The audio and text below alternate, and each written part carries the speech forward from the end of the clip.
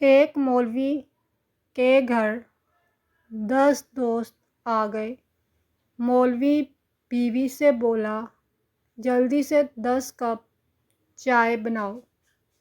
بیوی نے بولا، گھر میں چینی نہیں ہے۔ مولوی نے کہا، تم پھیکی ہی بنا دو، باقی میں عمل پڑھ کر لے جاؤں گا۔ مولوی چائے لے کر گیا اور سب سے کہا، بھائی جان، ان 10 کپ میں سے 1 کپ میں چینی نہیں ہے۔ جس کے پاس بھی وہ کپ آیا، کل وہ ہم سب کو پارٹی دے گا۔